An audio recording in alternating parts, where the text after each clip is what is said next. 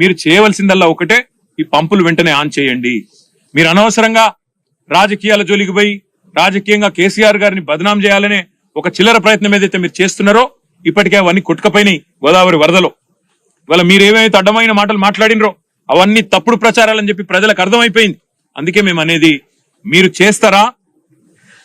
చేస్తారా pump house చాలు చేస్తారా చెయ్యరా తేల్చి చెప్పండి. మీకు అసెంబ్లీ సమావేశాలు ముగిసేదాకా ఈ ప్రభుత్వానికి మేము గడువు ఇస్తున్నాం. ఆగస్టు 2కు అసెంబ్లీ సమావేశాలు ముగుస్తా ఉన్నాయి. అప్పటిదాకా ఈ ప్రభుత్వానికి, ఎందుకంటే మేము కూడా అందరం హౌస్ లో నిలదీస్తాం, రైతుల పక్షాన ప్రభుత్వాన్ని అడుగుతాం, ఎందుకు చాలు చేస్తలేరు మీరు, అవసరమైతే ప్రత్యేక చర్చ పెట్టండి. లక్షలాది ఎకరాలకు సంబంధించిన ఎకరాలకు ఆయకట్టు నీళ్ళిచ్చే ప్రాజెక్ట్ ఇది. అట్లాంటి ప్రాజెక్టును మీరు ఎందుకు ఈ రకంగా రాజకీయ కక్షతో ఎండబెడుతున్నారు, రైతులను ఎందుకు ఇబ్బంది పెడుతున్నారు, ప్రజలను ఎందుకు హింసిస్తున్నారని తప్పకుండా అసెంబ్లీలో నిలదీస్తాం. ఆగస్టు 2 దాకా వేచి చూస్తాం.